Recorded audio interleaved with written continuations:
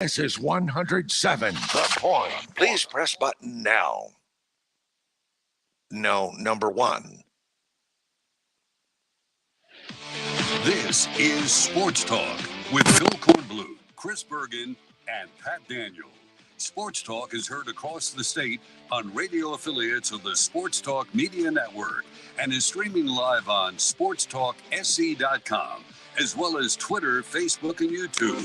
The South Carolina Education Lottery lucky number to call in is 888-898-2525. That's 888-898-2525. Now, here are Phil, Chris, and Pat with tonight's edition of Sports Talk. And good evening, everybody. Welcome to Sports Talk Media Network. Here on this Monday night, brand new week, coming off a very busy weekend. Hope your weekend was great. You enjoyed everything, and you enjoyed your last weekend without football for months to come. I know you're excited about that, as are we. We're getting ready for college football. Practices begin this week. I think Furman gets underway like on Wednesday. USC Clemson gets started on Friday, so we're happy to have the boys of fall back with us here in South Carolina. Of course, the high schools are already underway, getting their stuff together, getting ready for their season. They'll be kicking off here in about 3 weeks. Before you know it, we'll be doing the high school football scoreboard for you once again. And, of course, it was a crazy recruiting weekend. A lot of activity, primarily on the South Carolina side, though Clemson did pick up another nice commitment to add to their 23 class. We'll go over all of that coming up with a extended recruiting report for you tonight. Plus, we'll hear from more coaches. South Carolina, Clemson, SEC, ACC will continue to bring those to you as well. Phil Kornbluth, Pat Daniel at our studios here in downtown Columbia, and over in wonderful, wild, and woolly Sardis from the Bergie Palace, Chris Bergen is with us as well. Our phone number is 888-898-2525. That is the South Carolina Education Lottery lucky number here on Sports Talk. I guess one of the big stories nationally, the resolution of the Deshaun Watson situation, as he's given a 6-game suspension by that judge who ruled in the case today. And, of course, that's led to discussion all day long. Those who agree, those who disagree, too strong, too light, just right, pick an answer there, whatever fits your opinion when it comes to Deshaun Watson. So we got that to talk about. Of course, Major League Baseball trade deadline is coming up tomorrow. The Braves made a move today. We'll touch on that and other moves around Major League Baseball too. Panthers training camp ongoing, as are the training camps for the other NFL teams too. So, Chris, we have a lot to unpack tonight. What do you want to pull out of the suitcase first? Well, first off, happy August and welcome to football month. Yeah, I'm excited as you are, and you are actually a little overzealous. We're just over 2.5 weeks away from the start of the high school football season. 2 weeks from Friday? We'll all be out there in sweating conditions to get ready for the season opener, week 0. And I won't jump on my soapbox about how ridiculous week 0 is. We've beaten that to death. But I think that we have to start, don't we, with the Deshaun Watson ruling, because we've finally gotten some indication as to where at least the NFL is going to fall on this. And I think it's fairly obvious the Players Association realized he got a slap on the wrist, because they came out last night, even before the ruling. They must have gotten heads up that it was only going to be 6 games. It was not going to be as long as the NFL wanted. And so they immediately said, hey, we're not going to appeal. Let's make sure you guys don't appeal either.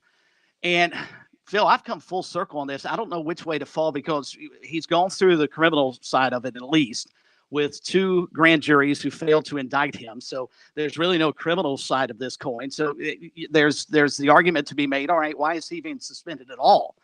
But then on the flip side, you read some of the rulings today from the judge who handed this down, former federal judge Sue Lewis Robinson, and some of the things she said just were bizarre to me. Like, for instance, she said, at least in the former situation, talking about the NFL, the policy was changed and applied proactively.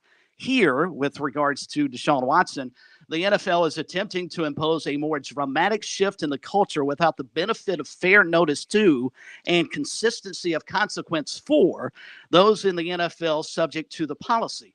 So is she actually trying to say with a straight face that if Deshaun Watson realized that it was not appropriate to allegedly sexually assault women, that he wouldn't have done it? I mean, how ridiculous is that statement? She goes on to say that she finds really because of that, the most appropriate landing place is to put Deshaun on a 6-game suspension. But then she also adds the caveat he's got to stay out of trouble and he can have masseuses that are applied to him and given to, I guess, set up by the NFL and the Cleveland Browns only.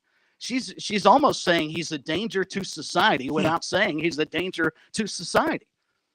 I just don't understand this whole setup, and I'll be really interested. The NFL has 3 days in which to decide to appeal this ruling if they want to.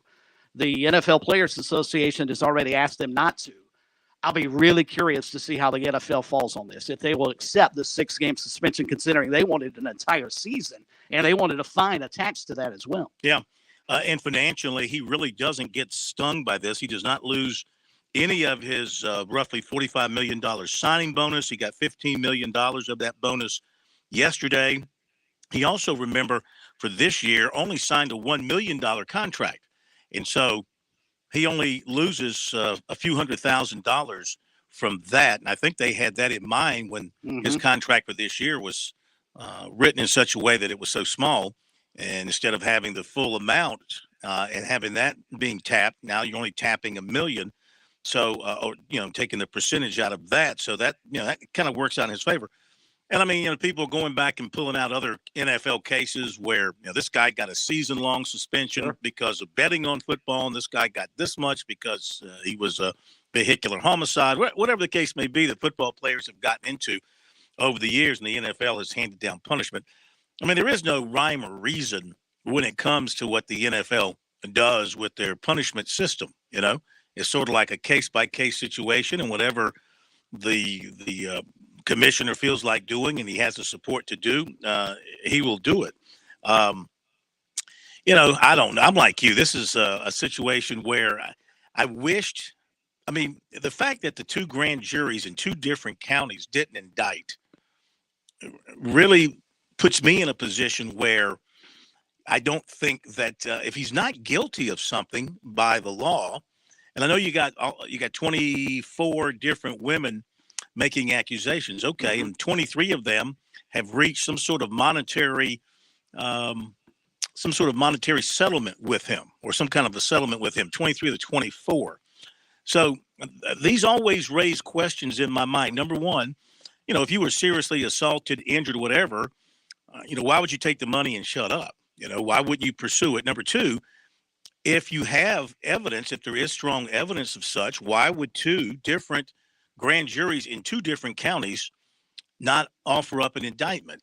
Is there no evidence? Do they not have the evidence to support it? Obviously, they don't.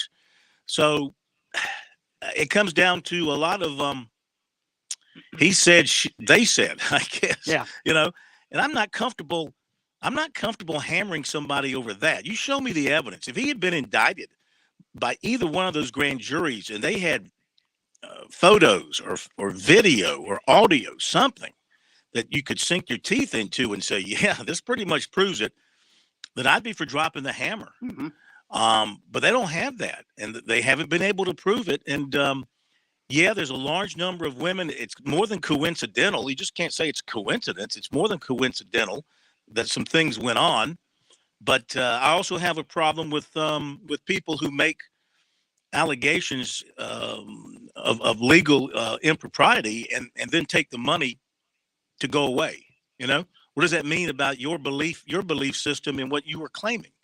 So I don't know. I just I think the best thing to do is for the NFL to accept it and let it move on, because this is not going to go anywhere else. It's not going to go in the legal system. He's not going to get tried in a court of law. And I think the best thing for the NFL, from its image standpoint and everything else, is to just move on. And like everything else in sports, when it comes to a situation like this, when you move on, it eventually dies out and goes away. Well, the NFL, let's face it, does not have the best track record when it comes to its players and their relationship with women. So if they let it go on, there will be some upcry. There will be some outrage, and there's already uproar about this whole situation with regards to Deshaun. And I don't know that it's going to go away. I think if they leave it at 6, and as you pointed out, and I think I think they will, because they went through this process, and I say the NFL decided to get a third party, if you will, in Judge Robinson to look into this case. And so if you're going to allow her to make her ruling, then you immediately come back 3 days later and overturn what she said because it didn't fit your narrative. Then why did you go through this whole dog and pony show to begin with? Yeah. Go ahead and suspend Deshaun several weeks ago. I'd be curious, though, if let's take, and I'm just going to use a name, let's say Ray Lewis, who has been in trouble with the law, played in the NFL, put him in this same scenario. Is it a harsher punishment because he's viewed as someone who, he probably did that, versus Deshaun Watson? For the most part, I mean, especially around here, we viewed him as a very squeaky clean type kid. I mean, tremendous quarterback at Clemson, had the perfect image. We sort of look at it from the standpoint, I can't believe Deshaun would do something like this. But we never really know who these people are until situations like this come about. And again, I'm like you. I don't, until somebody shows me that Deshaun is guilty of these circumstances, I have a hard time tarnishing that image that he built throughout his high school and college days. But boy, when you start seeing 23 and 24 and 25 different women come up with these allegations, sooner or later you have to wonder, all right, there's a lot of smoke here. Is there some fire to go along with it? Yeah. All right, our phone number is 888-898-2525, South Carolina Education Lottery lucky number. A couple of breaking stories to tell you about. First of all, USC right-hander James Hicks is coming back to school for another year. Wow. He has not signed. He's not going to sign, and USC's announcing he's returning. That's good for their pitching staff.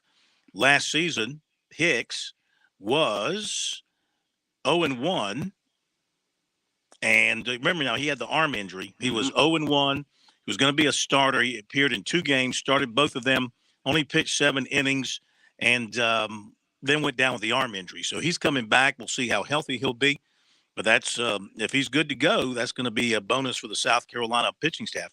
And it's just been announced that Austin Riley of the Braves, you see this, has just signed a new contract with the Braves. Did I just see this right, Pat? Like 10 years?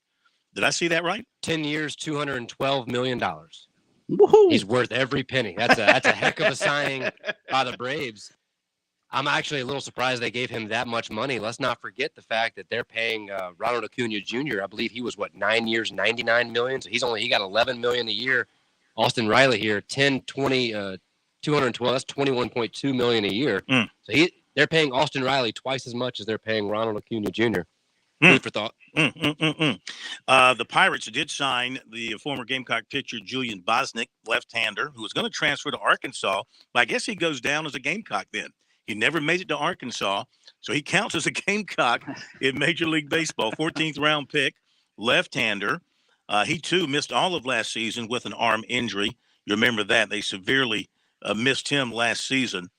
And there was one other note today for the Braves. They made a trade. If I can put my eyes on it here. Did you catch that, Chris or Pat? Either one of you catch the trade? I did. It didn't strike me as a huge deal. It's not like they traded for Shohei Ohtani.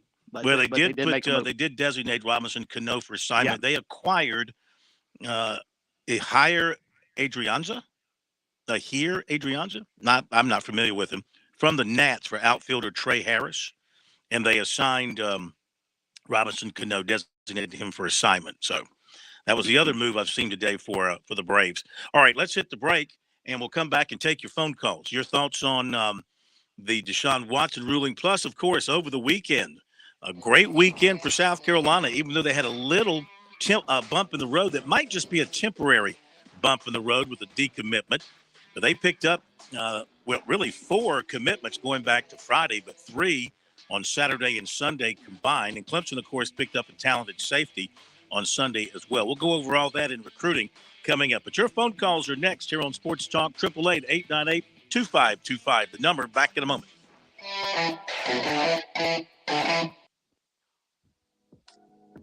Hey Fireflies fans, the boys are back in town. Get ready for nonstop Fireflies baseball action this Tuesday through Sunday at Sager Park.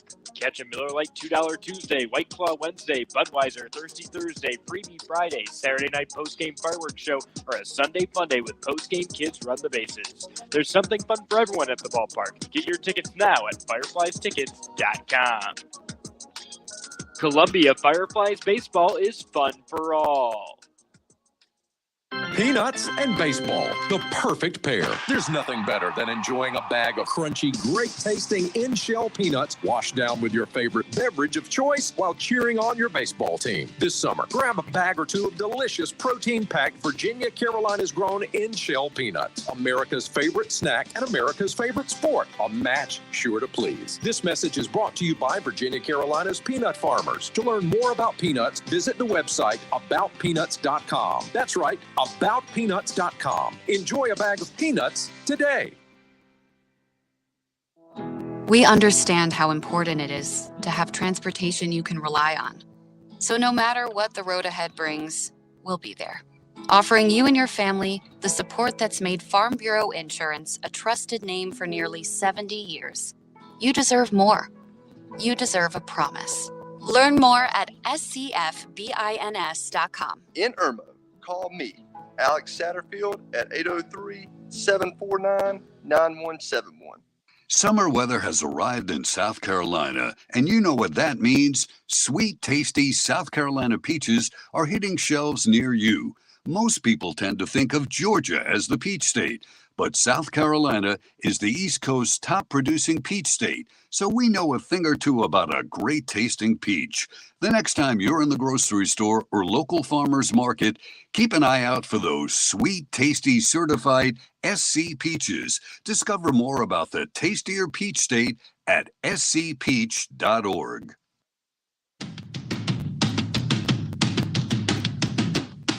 You feel that?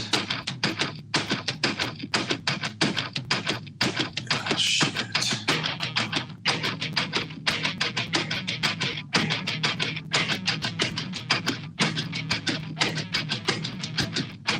Oh,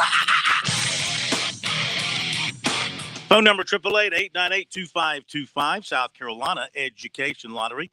Lucky number since 2002. More than $4.2 billion in lottery proceeds have been used to fund scholarships and grants for South Carolina students.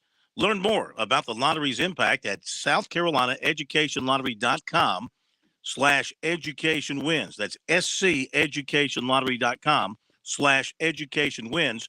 Playing for fun is a win for education. All right, let's want to mention the poll question of the week.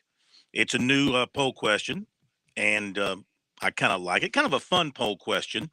You know, we have all these hard-hitting, deep thinking poll questions. This one doesn't fall into that category. So I love it. It's one of the more creative ones you have come up with in the couple of years I've been on the show. I was very impressed. Well, I'm glad you liked with it. your creativity over the weekend. Well, here it is. So the Gamecocks will feature some major talent on offense this season. I think we can all agree. And quarterback Spencer Rattler, running back Marshawn Lloyd, wide receiver Josh Vann. There are others, but those are just three that I chose. So this could be one of their most potent offenses in years. Which nickname would best fit the team? And you can share your own as well. So, of course, started out with Beamer Ball. All right, that was what it was called when he first got here. How about Rattler's Venom? Rattler's Venom. Get it? Rattler. How about this one? Lloyd's of Touchdowns. I love that one. I think that went over everybody's head because Agreed. Lloyd's of London, everybody's heard of Lloyd's of London, right? The big insurance company, the worldwide international insurance company, Lloyd's of Touchdowns. Huh? My favorite one was this, Pure Vandalism. Yeah, if Josh Vann has a big season, that's going to be a popular one, I thought. But I am so disappointed in Gamecock fans and their lack of creativity and imagination. Beamer Ball is so lazy and so easy, and I'm sure Shane Beamer would love to be compared to his father, and he could do a whole lot worse than having a career that ranks among Frank Beamer's. But this has already been done at another school for another side of the coin. I mean, Beamer Ball was known at Virginia Tech for their ability to score on defense and also on special teams, not on offense. So why go with Beamer Ball again? Step outside your box, USC fans. Yeah. Think a little bit. 78%. Be imaginative. Yeah, 78% of 214 votes today go for Beamer Ball. Boring. I agree. 15.9% like Rattler's Venom. 5.6% go with Pure Vandalism. And then 0.5% go for Lloyd's of Touchdowns. I thought that was Pat, the do we best have of any the four. any other suggestions that people have given us? Well, Besides bad question, do something else? the one that I keep coming back to, and this may be a bit too on the nose, so I will admit that up front, but I still go back to Ben Stiller's character and Globo Jim from the movie Dodgeball, a true underdog story, and they were known as the Globo Jim Purple Cobras. I know Cobra, different snake from a rattler, but I feel like there's got to be some way that, for any of our listeners that are not aware, YouTube it, look at the video. They do this little dance as they come in, and they put up their fingers like they're snakes biting, and they are the Globo Gym Purple Cobras, and then they do like a noise as they do it. I just think that'd be hilarious to see in Williams-Brice Stadium. Maybe that's just me. Here are some of the replies to the tweet. Miles writes, Marcus Satterfield is still calling the plays. I think that's a knock on him. I think you'll see Satterfield is quite capable of calling a good offense when he has good players. So keep an eye on him this year. You mean the same guy who rolled up over 500 yards against North Carolina in the bowl game? That's same guy. Marcus Satterfield. Okay. Same guy. Chip writes, nothing like cocky Phil pushing USC in July. Okay. Neil, pure delusionism. Okay. Adam, I would say wait and let's see. Mark, none of the above. And Finn, is this your dog? Did your dog post? If he did, I'm gonna, since I didn't win the lottery, I'm going to go on late night TV with him then. You're trying too hard, is what he said. So, all right, that's our poll question. Make sure you participate. Sometimes try and have a little sense of humor. Okay. Yeah. Phone number: and imagination. 888-898-2525. South Carolina Education Lottery, lucky number here on Sports Talk. Oh, by the way, in recruiting, today's the day the official offers went out. So we're seeing players, of course, tweet their official offers, which, of course, in typical college business makes no sense. It's like everything in college is a lie, is a cover-up, because you've been recruiting players for months, if not years, and giving them scholarships and taking their commitments and putting them on your commitment list. Only today does it become quote-unquote official. How stupid is that? I mean, just okay. Now I understand. Yeah, because I saw several USC players posting their what appeared to be their flyer that they got from USC. Yeah, with the commitment. Everything up to this point, from an offer standpoint, has been what they call unofficial. But you're taking commitments based on your promise and your handshake, and you're taking commitments based on the same. And now, all of a sudden, August 1st, they morph into official offers, which doesn't make your commitment any more official than it already is. It's just stupid. It's a stupid approach to recruiting the colleges have lived with here for who knows how long. They ought to do as they reform themselves. You need to reform that. If you offer a kid a chance to come to your school and you'll take his commitment, that should be an official offer right then and there. You know, don't play these silly date line games. You know, this date line's got to be met before it becomes official. That's just stupid. All right, we go to where are we headed first? We're headed to Jim in Charleston? No, sorry, I just got off the phone. Jim, if you are listening, feel free to call us back, but we did lose Jim, so we are going to longtime caller, but first time from Missouri. Bruce, previously from Columbia, South Carolina, is now calling us from Missouri. Hey, Bruce, good to have you with us. How are you? Oh, I'm doing just great. I'm living in Branson, Missouri now. Oh, nice. Who chased you out there? Oh, a long-time friend that studied law, all the way back from 2000 and that year I started learning law. Well, Branson, Missouri is a popular place. You got gambling out there. You got shows. You got a lot of stuff going on in Branson. I'm just learning, but I'm glad to be here. Go watch the Netflix series Ozark. You'll learn all about it. Okay, I will. Anyway, thanks for the advice. The whole thing that is going on with Deshaun Watson is just nothing but a sham. And it's a shame that the NFL and they went along with the coach at Houston. They had a grudge against him. They tried to defame him, and it is an assault on his being. And he should turn around and sue the hell out of the NFL and the coaching staff in the organization at Houston, and go after the girls that were a party to this thing. This whole thing is nothing but a shame. I've been in the law seen ever since 2000, learning what's been going on. There is no justice in the system. It's all convoluted. All right, got to hit a break. It's good hearing from you out there in the Show Me State. You show them out there, and we'll be right back after the break.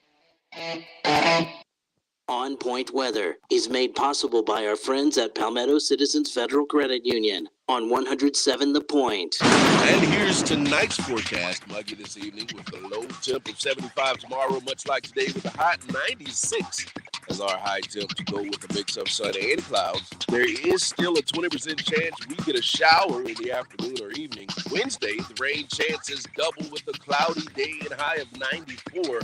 I'm Brian Leonard with your On Point local weather. Are you looking for free checking and free savings? Dave Ramsey here, telling you to go see my friends at Palmetto Citizens Federal Credit Union. They're not a mega bank that's so big they lose the ability to treat you like a human being. At Palmetto Citizens, you're not just a number, you're a member. Join today at any of their 14 locations or at palmettocitizens.org. Federally insured by the NCUA.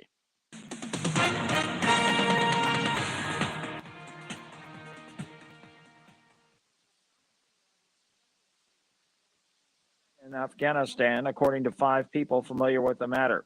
Current and former officials began hearing Sunday afternoon that Zawahiri had been killed in a drone strike, but the administration delayed releasing the information until his death could be confirmed. That, according to those people who spoke on the condition of anonymity to discuss the matter. President Biden will address the nation at 7:30 p.m. Eastern Time. Cleveland Browns quarterback Deshaun Watson was suspended for 6 games Monday after being accused by 24 women in Texas of sexual misconduct in what a disciplinary officer said was behavior more egregious than any before review by the NFL. On Wall Street, the Dow down by 46 points. More details at srnnews.com. I'm already a big fan of Medicare Blueprint. Tim and his team saved me several $1,000s. They took a look at my health insurance. They helped me get the best possible plan. But not long ago, I reached out when we had a crisis. The big bad insurance company out of nowhere just canceled Mom's medicine for her multiple sclerosis. No warning, 30 years, same med, and just like that, gone. Here's the good news. Medicare Blueprint doesn't work for the insurance companies. They work for you. They're local. Imagine me trying to get this fixed, calling some national toll-free number. Outsourced operators never talk to the same person twice. Medicare Blueprint went to work, helped me get Mom's meds back, and how's this? Even less expensively than we were paying before. Incredible customer service and local. What a great formula. Oh, and it cost me nothing for their services. Nothing. Whether you're on Medicare or not, my mom is, I'm not. Medicare Blueprint help both of us. Online, it's MedicareBlueprint.com or call them 708-7398. That's 708-7398. Hey, I'm State Representative Chris Wooten. And I'm State Representative Micah Cassidy. Join us on Wednesday mornings at 9 a.m. on The Rep. We'll talk about everything that's happening in the State House and give you an insider's perspective. All from the General Assembly. So join us at 9 a.m. on The Point, 100.7 FM or 1470 a.m. Our animal shelters are overflowing, so Columbia Animal Services makes adoption easy. It's time to clear the shelters. For the entire month of August, it's free adoption for dogs and cats. If you've wanted to get a family pooch or that special kitty cat, visit petfinder.com and bring a new family member home for free the entire month of August. Now is the time. Let's clear the shelters. Find your dog or cat right now at petfinder.com and adopt for free in August. Every Friday morning at 9 a.m. on The Point, join me, Chad Jordan, and my co-host Larry Jordan for the Palmetto Real Estate Pros. We'll help you out whether you're looking to buy, sell, or just learn all things real estate every Friday right here at 100.7 The Point. You know what? I get asked every now and then, Kev, when you say my guy, do you really have a my guy at Palmetto Exterminators? Well, I really do. Ron Byers is my guy. Do you realize I've been a customer of Palmetto Exterminators for 20 years this summer? That's over the course of 3 homes, longer than my kids have been around. I'm loyal to Palmetto Exterminators for several reasons. First, they do a phenomenal job with pest control for a very fair price. It's just not a concern around my home. They take care of everything from regular visits to termite inspection, mosquito care. This is a company that's been around for more than 60 years serving the Midlands. When they come around, they're clean, they're courteous, and they're on time. Look, it's not just me. When it comes to things like those pesky mosquitoes, Palmetto Exterminators voted best of Columbia in Columbia Metropolitan for their mosquito control. I could have told you that before anyone even voted. What else can you possibly need from your pest control company? If you're looking for someone to help you, look no further than my guy, Ron Byers, Palmetto Exterminators. Online, it's palmettoexterminators.net, or call them 254-5833, 254-5.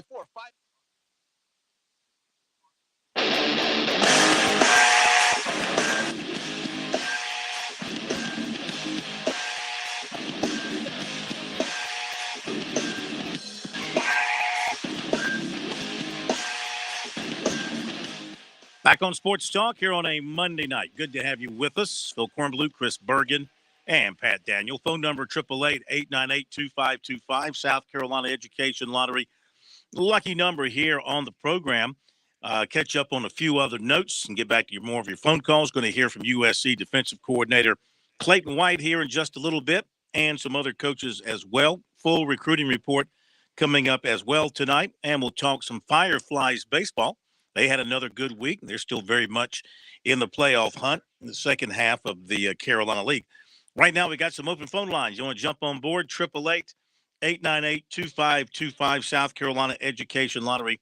Lucky number is how you can reach us. More good news from Gamecock baseball. We talked about the announcement from Hicks that he was coming back. USC has also now announced that Braylon Wimmer and Noah Hall are going to return for this coming season. All three selected in the draft. They did not sign by the 5 o'clock deadline today. Hicks, 15th round pick of the Orioles. Wimmer, 18th round pick of the Phillies. And Hall, 20th round pick by the Brewers.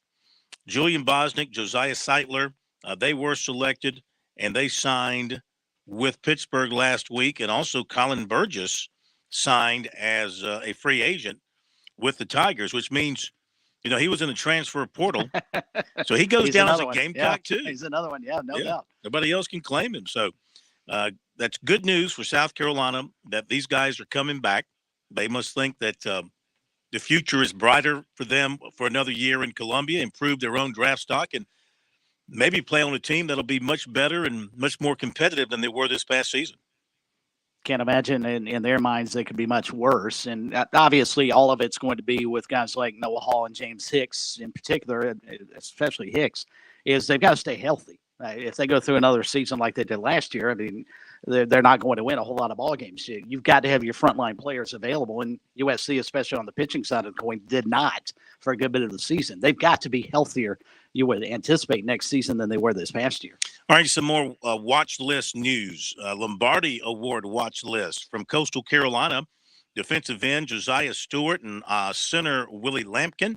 From Clemson, defensive end Brian Brissy. Offensive tackle Jordan McFadden. Defensive end Miles Murphy, and linebacker Trenton Simpson. Of course, you see these Chanticleer players every game, Chris, and you see them up close because you're right there on the sideline. And Stewart had a great year last year. What do you like about him? First step? He is a beast. He's fast. He can cover ground, and he has a nose for the football. A terrific pass rusher, and I'm sure they'll utilize him in that role this upcoming season as well. And keep in mind, he's a really young player, rising sophomore, if I'm not mistaken. I mean, I think he burst on the scene and surprised a lot of people.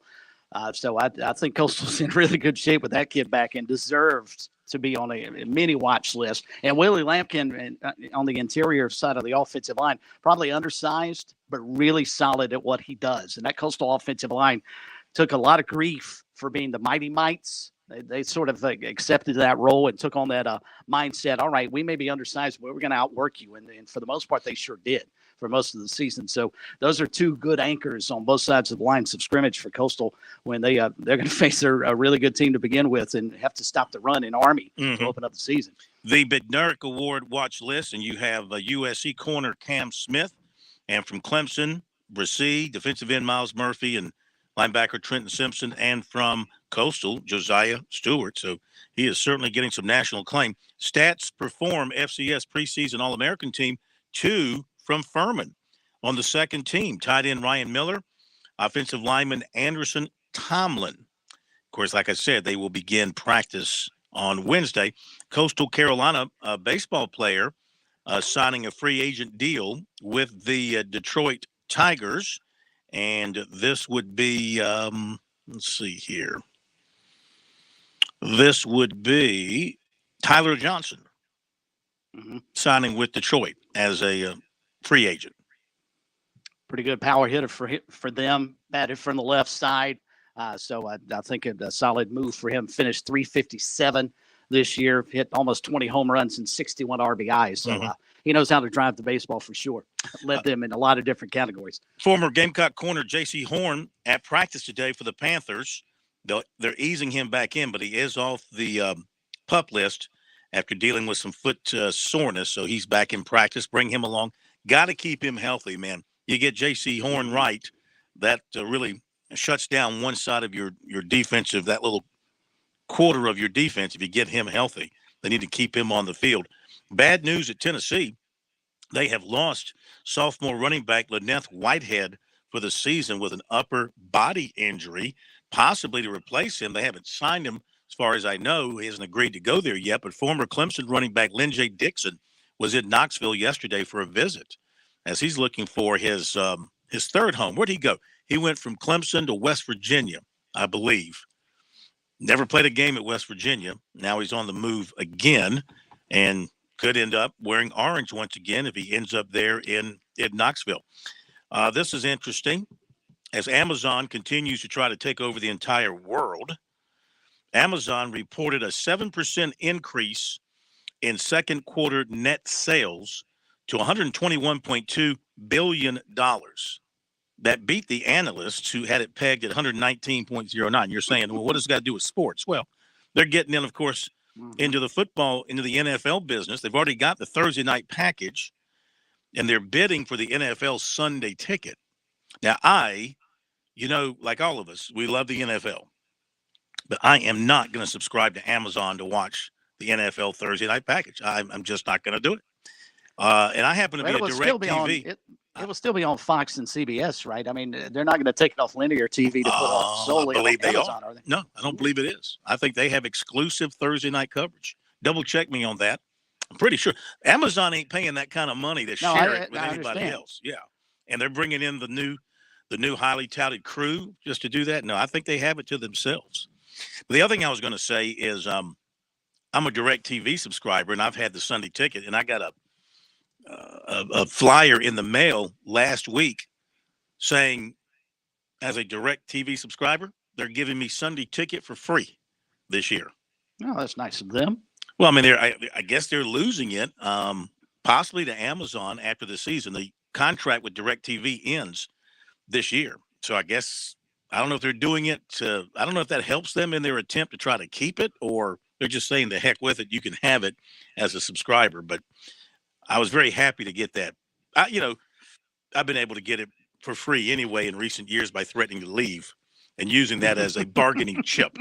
I'll stay if you give me the Sunday ticket, and it works every time. And I get about $25 off. So am I right on the Amazon thing, Pat? You are. And it shows they do have the exclusive rights for 15 weeks of football. And it looks like that will start in week 2 with a great matchup between the LA Chargers and the Kansas City Chiefs.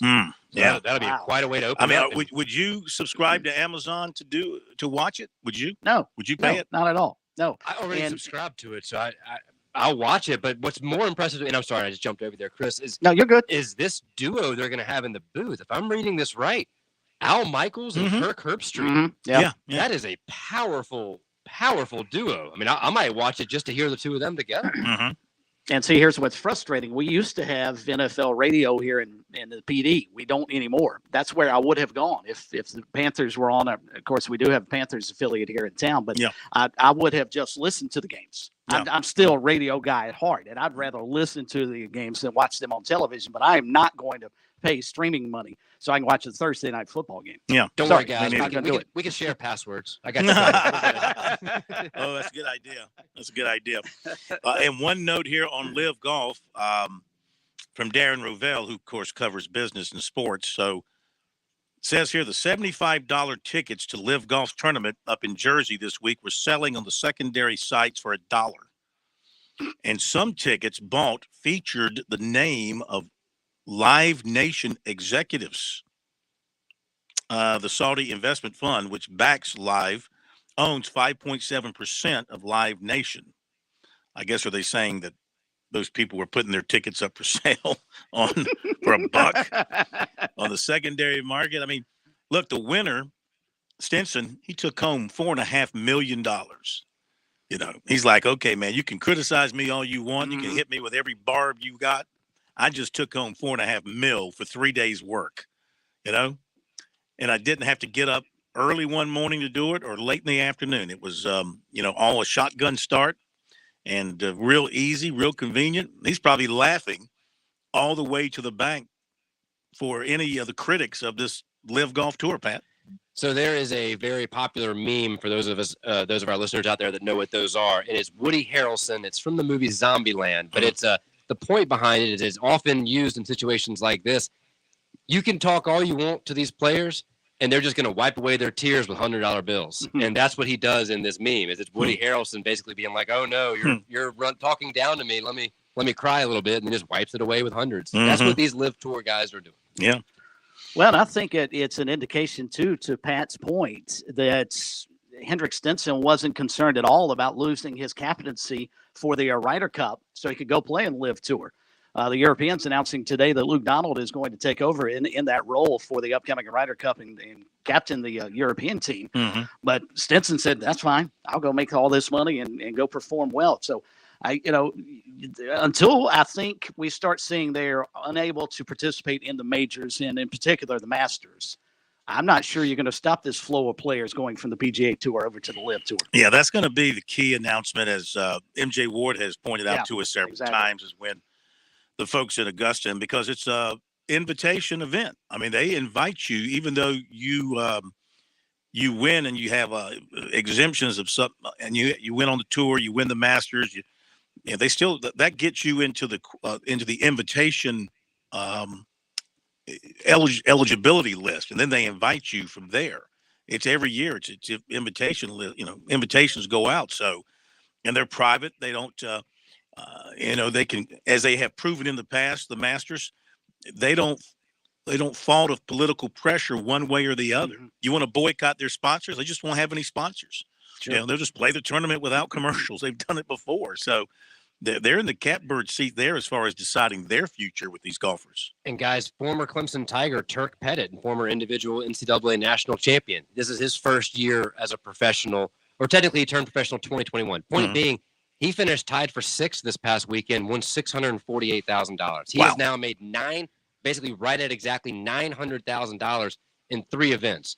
Do we really think that he would have sniffed anywhere close to that on the PGA Tour? No, I don't. And this way, he's not having to pay his own expenses. He was guaranteed to walk away with something. I'm not saying whether it's a good thing or a bad thing, right? But I do struggle to fault these guys. All right, our phone number, 888-898-2525, South Carolina Education Lottery lucky number. One interesting thing about, did I mention the J.P. Sears? That the Yankees traded J.P. Sears, the former Citadel pitcher. They traded him and some prospects to the Oakland A's for right-handed pitchers Frankie Montas and Lou Trevino. J.P. Sears pitched well for the Yankees. But I like this. So the Yankees will have a Lou Trevino pitching, and they have a Trevino who's a catcher. Spelled differently, but I guess pronounced the same way. Trevino to Trevino. No Lee Trevino in there. We're back after the break.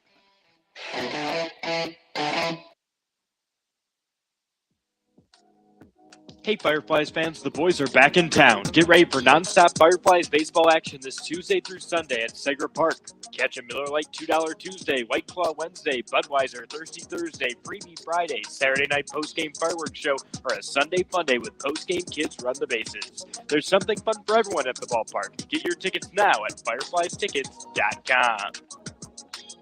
Columbia Fireflies baseball is fun for all. If you're looking to stay hydrated this summer, turn toward a southern favorite, sweet South Carolina watermelons. One slice is equivalent to a glass of water and is just as effective as sports drinks for hydration. If you don't believe us, you can ask the Palmetto State's top football teams. The SC Watermelon Association will be serving up slices after summer practice to keep our teams fueled and hydrated. Visit scwatermelon.org for all the details and look for ripe South Carolina watermelons in your hometown. Hey folks, it's Mike Morgan for Gibson Insurance. Former Gamecock player Bo Mobley and former coach Stuart Lake want you on their team for all your insurance needs. Now, cost-effective solutions is what they're all about for the now and for the long term. They're licensed with every insurance company in the state. They've got offices in Columbia, Greenville, and Sumter. But if you're listening right now, let me direct you to call Bo and Stu today at 803-605-0029. That's 803-605-0029. Let my good friends take great care of you. If an insurance company is there to sell you insurance, shouldn't it also be there to service it with real people? At Farm Bureau Insurance, we're here to help with experienced agents ready to provide personal service when you need it most. Call today for your free no-obligation review for auto, home, and life insurance that's custom tailored just for you. Whether it's home, auto, or life insurance, Buddy Bridges and Farm Bureau Insurance have the right policy for you. Call Buddy today in Lawrence County at 864-923-2174. South Carolina Farm Bureau Mutual Insurance Company, Southern Farm Bureau Casualty Insurance Company, Southern Farm Bureau Life Insurance Company, Jackson, Mississippi. Paw Patrol ready for action. Join the Fireflies at Segra Park this Saturday night for Nickelodeon Paw Patrol Night, presented by SCDSS and featuring appearances from everyone's favorite mighty pups, Chase and Marshall. These paws uphold the laws, and they'll be available to take pictures with kids from 6 to 8:30 p.m. The pups are fired up to see everyone. After the game, make sure to stick around for Fireworks Spectacular. Visit fireflystickets.com to get your tickets now.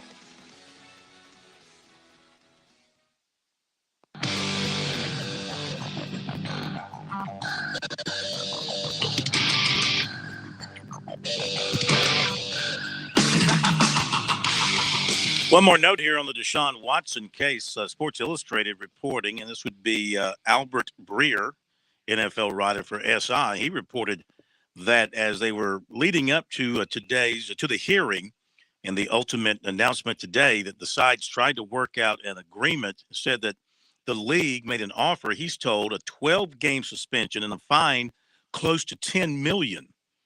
And Watson's side was willing to discuss a shorter suspension, around 6 to 8 games.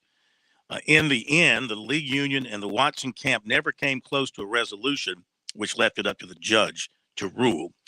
All right, we got recruiting coming up after the top of the hour break. Here are some comments, though, from USC's defensive coordinator, Clayton White, who we met with last week.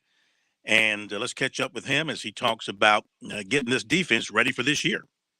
How about replacing Jalen Foster from the production he gave you last year? Yeah, he was a phenomenal student of the game. He was a phenomenal college football player who did a ton. So replacing him was a big piece. So I spent the whole month of January basically trying to find a guy who I thought was the closest to him that could come in and fit with us once we realized that R.J. Rodgers was going to come back.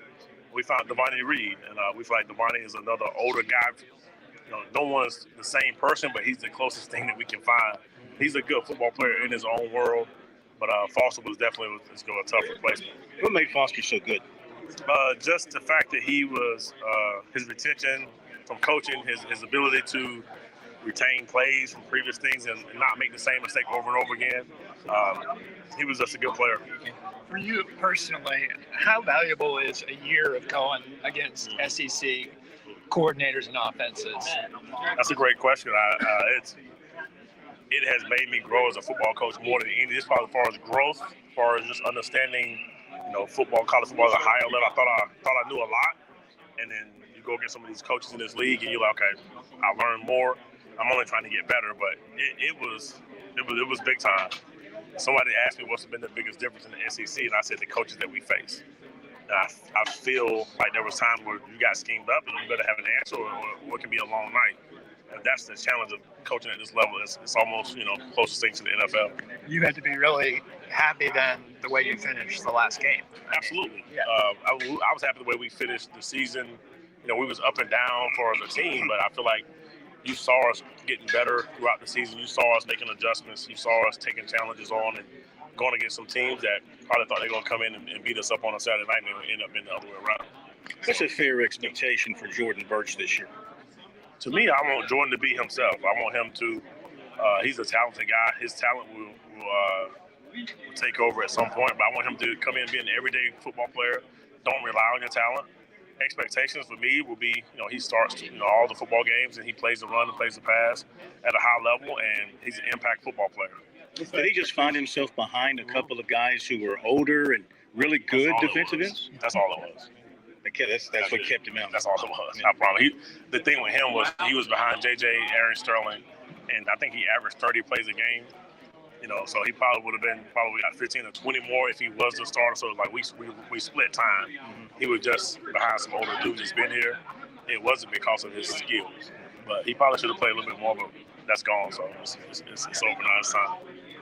Kind of going off of that, when you look at a guy like Cam Smith, he's got a lot of fanfare during the offseason. Yep. What goes into making sure he doesn't not crumble under that pressure, but just battles that pressure? And what are your expectations for him this year? Well, one, he's earned the recognition because of his play. He's a dynamic cover corner. He's one of the best cover corners that I've been around. One of the best cover corners that's out in college football this year. So he's earned everything that they said. That's our job as a football program, is to keep our guys humble. Trust me, when they walk in that building every day, they think they're the worst player to ever walk around. So we're humbling those guys, Coach Gray, Coach Day, myself, Coach Demo, Coach Beamer. We all are pushing all types of buttons to keep these guys hungry. And that's what it's about. Obviously, you can read your press clippings, but it can't take the sting and the bite from you. Are you tempted? Will you be tempted to put Cam in a lot of man-on-man situations and do some different things with your secondary because of his abilities? Well, going into the season last year, I knew he was that kind of player, so that was pretty much what we did last year. Cam he can play man-to-man outside in the slot. He's a better run defender than what it may seem. But he's a dynamic football player at that position, so that's a hard position to play. What have you seen from Zach Pickens' progression? Yes. I mean, some people, he came here as a 5-star guy, and a lot of times people thought that he should come in and play right away. He said he had to sit behind some really talented guys. It was a slower progression, maybe the outside world thought. How has he continued to get better, and what do you see the ceiling being this year? The most important thing for Zach is that this will be his first year having the same position coach back-to-back years with Coach Lindsey, and he's just going to progress. And his job is tough because his action happens right now. So he's going to improve. He's going to get better. He's going to be. If you go back and watch his actual good plays, he was a really good player last year. He could have left last year and been a third-round draft pick. Easy. He did a lot of good things on the football field. When people hear the word 5-star, they think that they think Michael Jordan. You think Art Donald, 5-star. That's not what it means. You know what I mean? So it means that you're a highly talented player with great size and speed and all that stuff. But he has done a fantastic job. He's going to have a great year. Tell me about Brad Johnson and his progression and the way he really kind of came on strong last year. Do you see him as a leadership? He's been in this program forever. Yes. Is he one of the leaders on that defensive unit? He's definitely one of the leaders. Brad's kind of an older guy, and last year was his first year playing true linebacker. So his growth is going to be even more this year because this will be his second year going into just playing linebacker, stand up inside linebacker. So things are really slow to him which that's a good thing in football. He's understanding the system and what he's seeing on offense. So I'm expecting big things from Brad as well. Clayton White, USC defensive coordinator, did a really good job last year and is expected to do the same thing again this year. Though, like you heard him say, got to plug in some newcomers to help out in particular. They're looking at Devontae Reed to have an immediate impact at that safety position. Their secondary, it looks like Cam Smith, Darius Rush, Roderick, and Reed. That looks pretty salty, Chris. Mm-hmm. It was funny. I thought Shane Beamer's comments to you last week were eye-opening when you asked him, hey, I'm sure you sleep pretty well about your defense, don't you? He said, no. He said they are concerned more so, it sounds like, about the guys they lost than the ones they have coming back. So this fall camp, I think, in as much as trying to get the offense installed and figure out what they're going to do with Rattler, they've still got some question marks on the defensive side of the coin, too.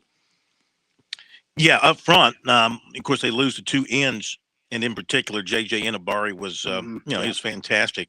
But I do like the fact for them, you've got Jordan Birch on one end, and they can cut him loose now and play him 65, 70 snaps a game on defense now instead of 25, 30 snaps a game, and let that natural talent take over. I mean, he should be well-versed in everything, and he's got the natural skills.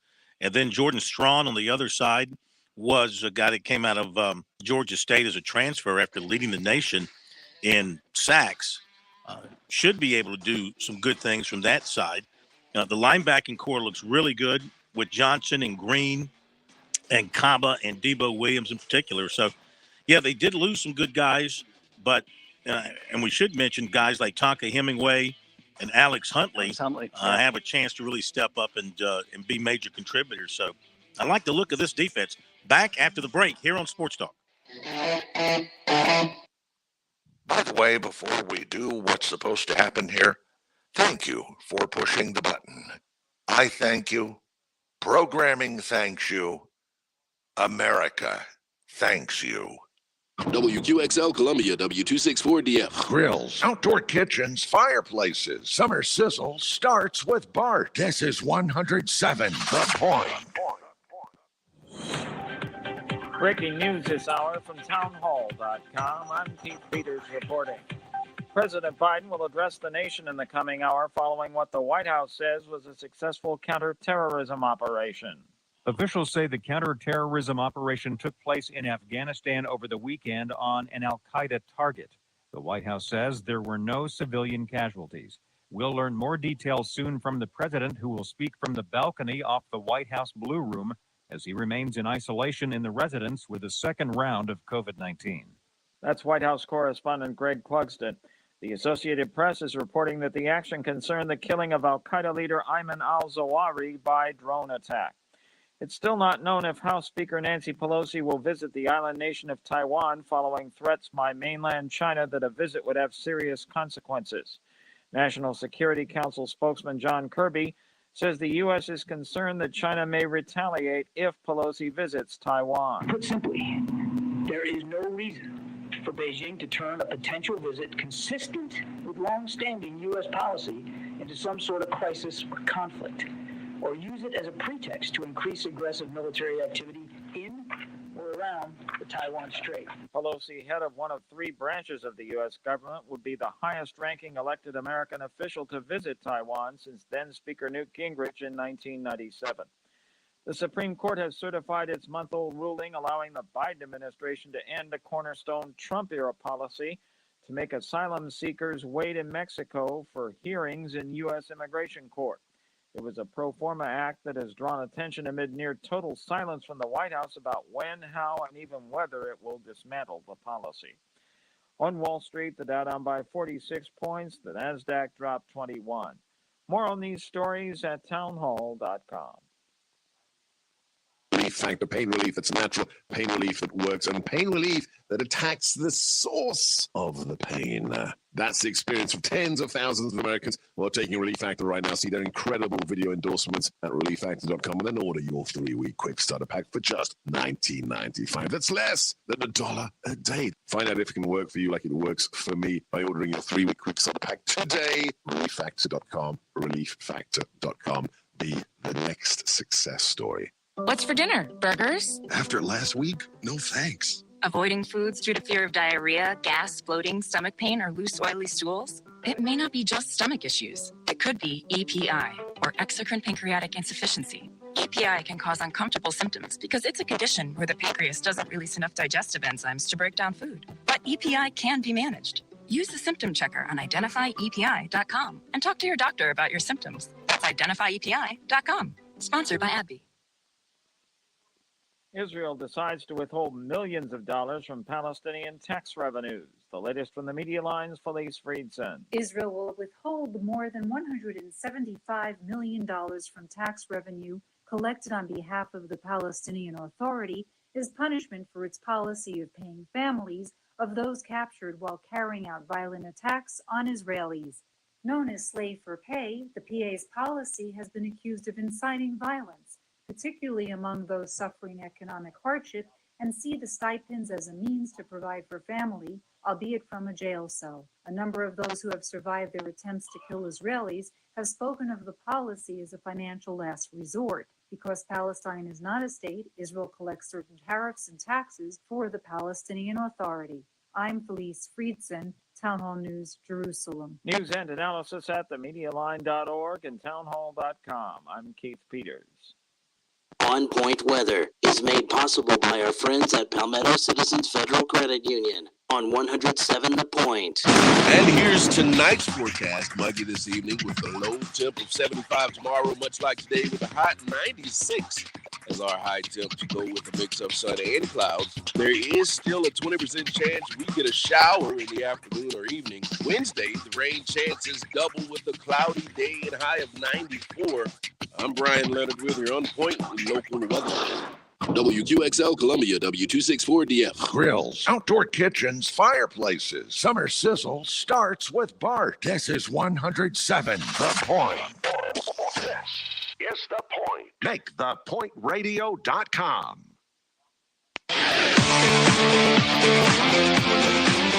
Welcome back to Sports Talk on the Sports Talk Media Network. You can reach the guys with the South Carolina Education Lottery lucky number, 888-898-2525. That's 888-898-2525. Now back to Phil, Chris, and Pat with the second hour of Sports Talk on the Sports Talk Media Network. I got recruiting coming up for you in just a moment, but we would be negligent if we didn't mention the passing of Bill Russell yesterday. And I don't know if you grew up in that time in the 60s when Bill Russell and the Boston Celtics ruled supreme in the NBA and everything else that Bill Russell was into. And even then, beyond that, as a coach and then as a television analyst and then as a commercial spokesman. I mean, great basketball player, great humanitarian. But, you know, Chris, there aren't many athletes out there who check those boxes and also is the kind of person that you'd like to sit down with and just have a beer and crack a joke with. And Bill Russell was all of that. I mean, he was everything else, but man, you could just sit down, throw your arm around him, crack a joke, drink a cold one, and it just seemed like a good time guy. Yeah, he really, I never obviously got to meet him, nor did I get to see him play in his heyday. And it's a shame because I've always been a guy who believed basketball started along the baseline and moved backwards towards the perimeter, not the other way around. Mm-hmm. And unfortunately, the guys like Bill Russell and the way they played back then, that era is dying away quickly. And it's a shame, but it's always amazing to me. And it's how we are short-sighted as a sports fandom. If you didn't see the guy play, he must not have been any good. But it always cracks me up when we have a discussion of the greatest of all time, and you get to Michael Jordan, LeBron James, Kobe Bryant, how few times his name is mentioned, along with Wilt Chamberlain, as the greatest of all time. I mean, the guy won, 11 NBA titles? Mm-hmm. That's a record that'll never be surpassed. 9 in a row, I believe, at one time. Averaged 22 rebounds a game in his career. He's an amazing player. And he wasn't a guy, he could have probably scored a whole bunch more, but he wasn't called on to score because he had other good scorers around him. Left-handed jump shooter. He wasn't a phenomenal offensive player from that standpoint, but he was a guy that would clean up the offensive glass, stick back, and he could stand and shoot the baseline jumper. And ran the floor like a gazelle. He was so athletic. And think of the men back then, and I say men, think of the men back then who played the position. You had Bill Russell, you had Strom Thurmond, you had Strom Thurmond. You had Nate Thurmond, maybe Strom Thurmond too. I don't remember Strom being a really good basketball player, but maybe he was. He was more of a point guard. No, you had Nate Thurmond. You had Wilt, of course, and the list goes on and on of the pure, big men that you had to bump bodies with and bang knees with and battle with game in and game out. The way the game was played back then, it was an inside-out game compared to now, which is simply outside, knocked down to 3. So, anyway, it was very sad to hear of his passing because Had that's he been sick? another I had great not heard. one. Well, he had been in declining health. He was, 88, 89? Right, I think he was in 88, declining health. I mean, he would still make some appearances and things like that, but I think it was just one of those things where age and time caught up with him. All right, let's go to the recruiting report. Brought to you by, of course, Seawells. Another week of the daily luncheon buffet for you, available at Seawells. And, Pat, if you've got the menu for this week, you can give everybody a heads up on what to expect so they can plan their week around Seawell's Eatery. I do, Corn, and may be wrong, but I believe they added a new item to the menu. It was today, but for folks out there who missed it today, can catch next time. They have added Irish beef stew. Again, I could be wrong, but I have not seen that in the past. Tomorrow, August the 2nd, Seawell's will have carved baked ham, southern fried chicken, and lasagna. So you'll have a nice little mix there. Wednesday, carved rosemary pork loin, along with southern fried chicken and fried fish nuggets. Thursday, carved roasted sirloin of beef. They're mixing it up again. Thursday this week, roast beef Thursday, along with southern fried chicken and fried pork chops. Friday, grilled hamburger steak and onions. Oh, that's good. Yeah, back to back. That's actually a new a menu item, I think. There you go. Yeah, maybe so. I have Yeah. not seen it in a while, at least. And then southern fried chicken and pulled pork. So there's not a weak link in the menu this week at Seawells. Well, get out and enjoy. It's only $13, 11 to 2 every day, Monday through Friday. And, of course, the Seawells folks, they hang their hat on their catering business, their catering service, 803-771-7385. And if you're looking for game day parking for USC football coming up in a month or tailgate orders, Seawells as well. The number to call, 803-771-7385, or you can email them at seawellscatering@gmail.com. seawellscatering@gmail.com. As we are doing recruiting, some breaking news. Hunter Osborne, big-time defensive lineman out of Alabama, who had Clemson in his Final Four, but the Tigers kind of faded down the stretch here with him. He committed to Alabama.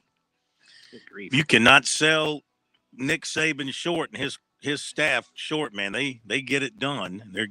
They're on quite the run here the last week to 10 days. So he commits to the home state team, Alabama. Now, over the weekend, of course, South Carolina had a very active weekend. They got Sumter defensive end Montague Rames at 6'6", 240. He announced his commitment Saturday night, was the second in-state commitment to that point. Of course, he was a frequent visitor to a USC over the spring and summer, and the Gamecocks had been one of the strong favorites for him throughout the process. He had Virginia Tech, NC State, Georgia, Michigan, UCF, Florida State, and Coastal Carolina on his short list. He was a destructive force last season with 70 tackles, 21 for loss, and 7 sacks. And then on Sunday, the Gamecocks picked up offensive tackle Jatavius Shivers, 6'7", 270 of Villa Rica, Georgia. At that time, he was the third offensive lineman to commit in the class.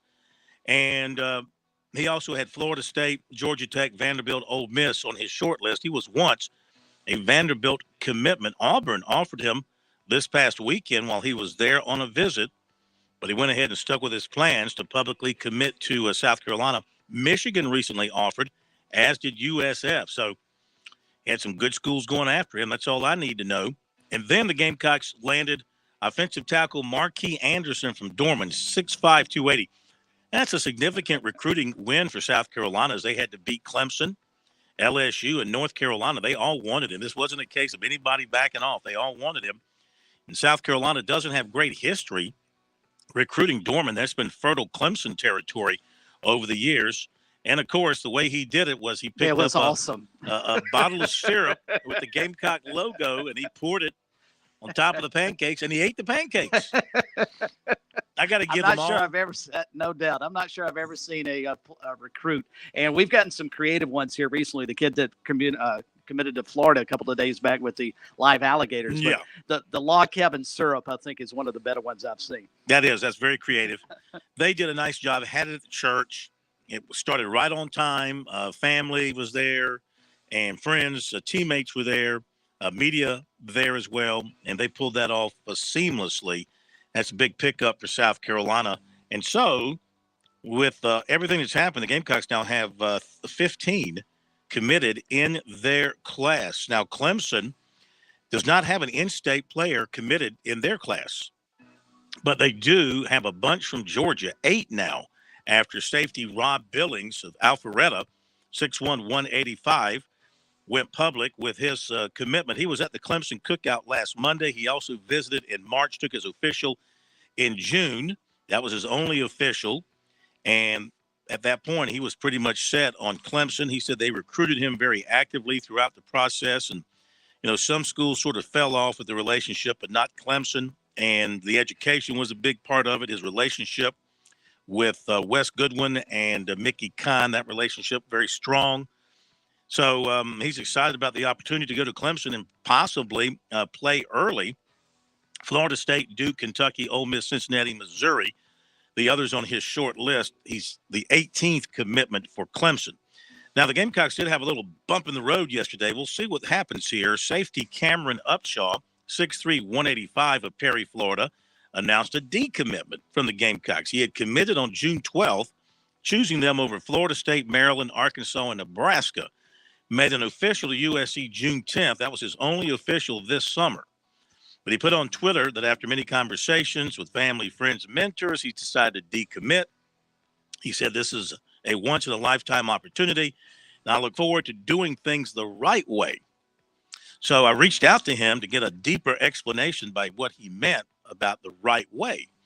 And he wrote back and said, South Carolina is still an option. He said, as of right now, I don't have any other schools talking to me. He said, I just want to commit how I had originally planned to commit during a big home game pep rally, probably the second or third home game. Then I asked if he might announce again for USC. And his response was, quote, more than likely. And then I said, Gamecock coach is on board with this. And he said, quote, oh, yeah, for sure, end quote. So, I mean, if he decommitted just so that he could recommit at a home football game, that would be a new one for me. Because, you know, when you decommit, you run the risk of losing your spot. Sure. No matter what you've told the coaches. I mean, they can't rely on that if there's somebody else out there.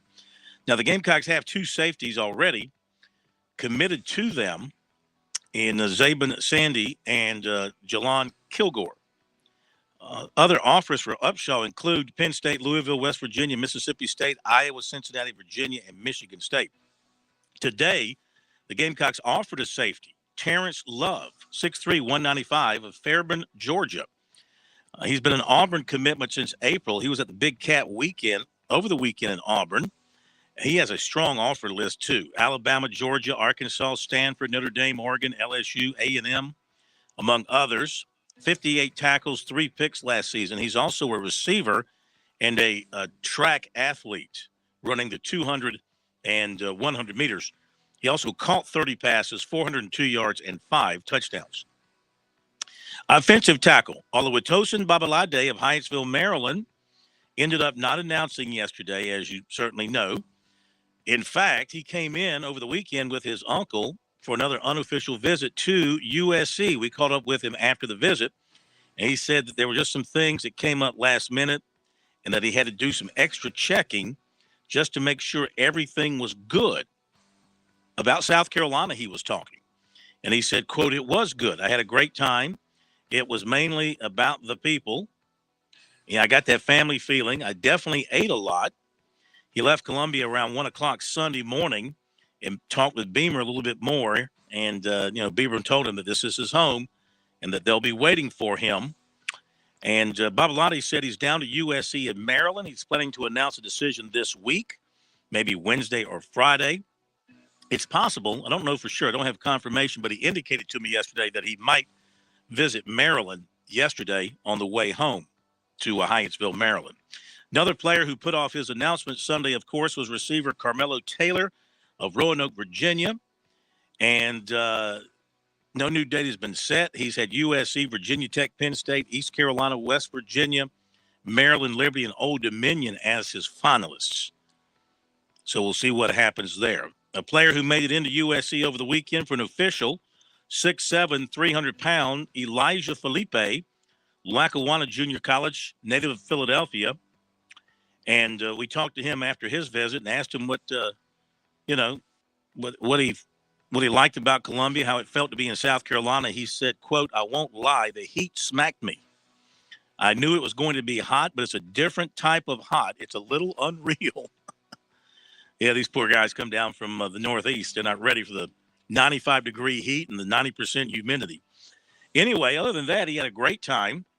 And he met with Shane Beamer and Greg Atkins, and his player host was Javon Gwynn, and had a lot of fun. He said learned a lot about South Carolina and got a chance to watch Atkins put some players through some workout drills. Impressed by that. He is not rushing a decision, however, because he sat out last year of junior college ball, so this is his first year of showing people what he can do, and he thinks he can get more offers and wants to see where all that goes. He does have Virginia Tech and Florida State as offers as well. No other visits are set up at this point. It'll be difficult for him to take visits during the season because his games are on Saturday. But South Carolina is very much on his mind, and we'll see if the Gamecocks continue to pursue him. 2024 offensive tackle Blake Franks of Greenville, 6'5", 310. And on Friday, he had his first practice of fall camp, and then later in the day picked up an offer from Clemson. And then later in the day after that, he was at the recruits cookout at USC. That was his second summer visit to USC. The previous one was for the cookout on June 25th. So he had a good experience on this most recent visit. Said they had hamburgers, hot dogs, chicken fingers, nachos, and fries as the menu. And he said Shane Beamer has really been putting the hard sell on him and recruiting him hard. He likes how Beamer is interactive with the players, which is something new for him. He said a lot more interactive than the other coaches that he's seen. They like him for playing guard, but he can also play tackle, and feels like he's got a certain attachment to USC right now, he said, because of his visits there to USC. Now, Clemson called, Thomas Austin did, with an offer, and he visited Clemson for the spring game and then was back for a camp in June. Has a family tie to Clemson. His grandfather was a professor at Clemson. So he says it meant a lot to get an offer from a team that he grew up watching for a very long time. And he said Austin likes his versatility because he can play guard and tackle. And now that he's got the offer, he says, Clemson will definitely be an option for him moving forward.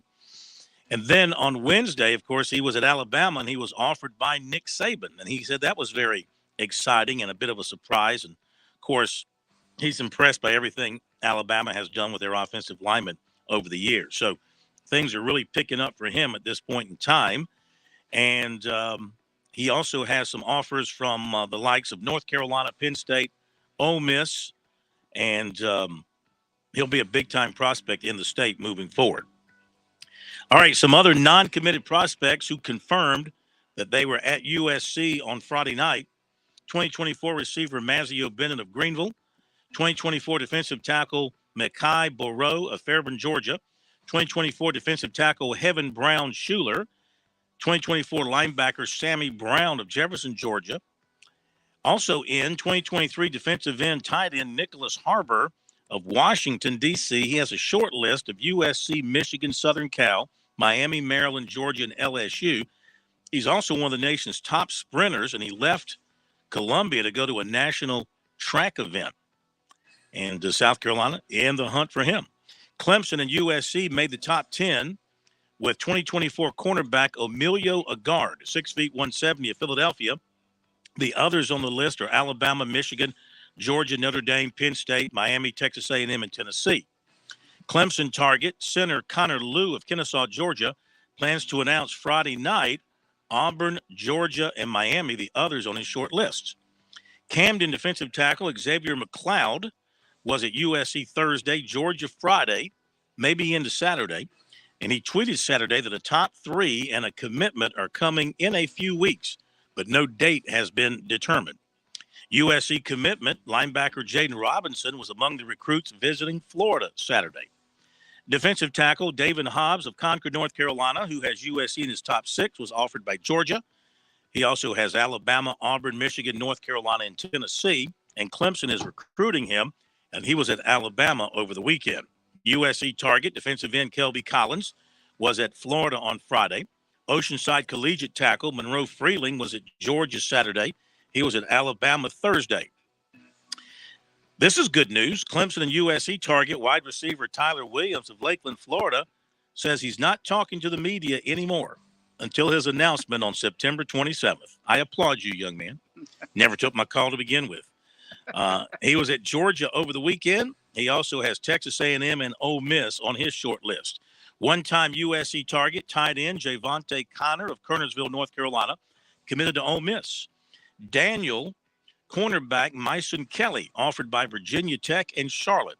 Camden defensive end Shameik Jones, offered by Jackson State. Cardinal Newman offensive lineman Logan Locklear, committed to the Citadel. Spartanburg quarterback Raheem Jeter, decommitted from West Virginia. He had been committed since last December. 2024 offensive tackle Cam Pringle of Woodland was at Tennessee Saturday, as was 2024 Greenville receiver Mazio Bennett. Former Clemson running back Lynn J. Dixon was at Tennessee Sunday. Basketball, the USC women offered 2025 forward D. Alexander of Cincinnati. 6'6" Cohen Carr of Legacy Early College offered by Michigan State. Official visit up there this weekend. And Blythewood native KJ Green of Pace Academy in Atlanta was offered by Cincinnati. There you go with the recruiting report for tonight, as we also once again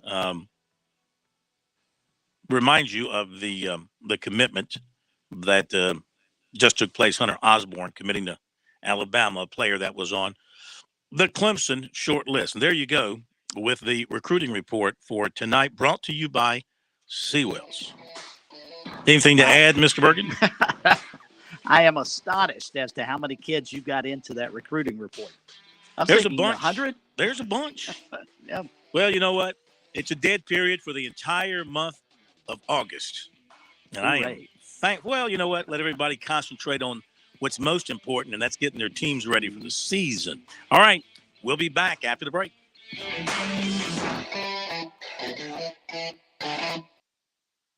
Founders Federal Credit Union knows your life is busy and your money is important. We are proud to offer local personalized services and convenient online services like Founders Online and the Founders app.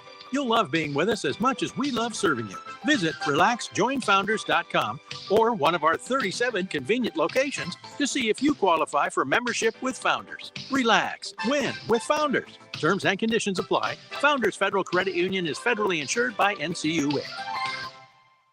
I'm attorney Jim Corbett. I love sports, and I've helped people for over 30 years. Contact me at jim@jimcorbettattorney.com when the insurance company won't pay your claim or you have complicated issues. Some other business causes your business to lose money, jim@jimcorbettattorney.com. When you lose a relative and find out you got cut out of a will or don't get what was promised. When you have serious injury, like from a wreck or mishap or on the job, jim@jimcorbettattorney.com.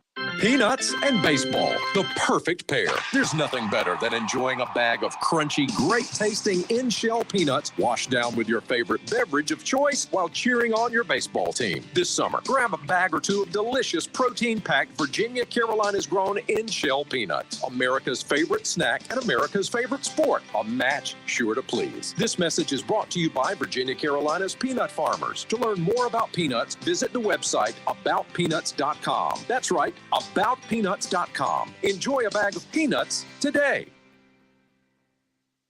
Life. It has its ups and downs. Sometimes it's little things like hitting every red light or dropping your cell phone. Maybe it's the bills, rent, or pressure at work. But when it comes to the South Carolina Education Lottery, you should never feel like playing will solve everything. The lottery is a game. It's played for fun. So set a dollar amount. Expect not to win and make sure responsibilities, family, friends, and work come first. Visit playresponsiblysc.com.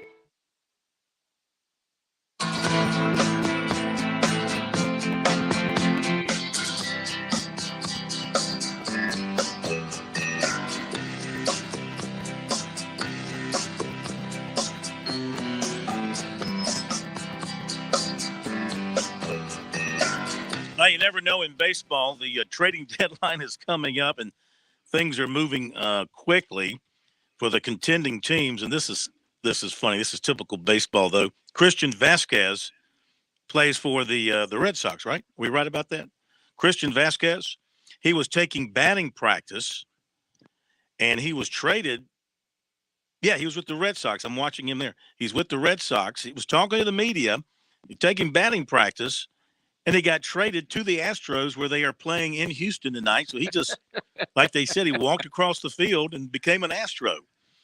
Right there during batting practice. How about that? I tell you what, the Astros, they've made some moves today as a Yankee fan that really concerned me because they picked up the best player. I guess he's the best player that the Orioles have, an outfielder who I'd like to see the Yankees go and get. Now they get Vasquez. They have made some really strong moves. You know, the Yankees have tried to strengthen their pitching with the two pitchers they picked up from the A's. But, boy, Houston's lineup. Now, what's the kid's name from Baltimore? Mancini. Heck of a player. Plays center field for Baltimore. And, but you know what, Chris? You know, if you're an Orioles fan, you finally got it going. You're above 500. Maybe you can make a run for the wild card. And here you are trading off your best player.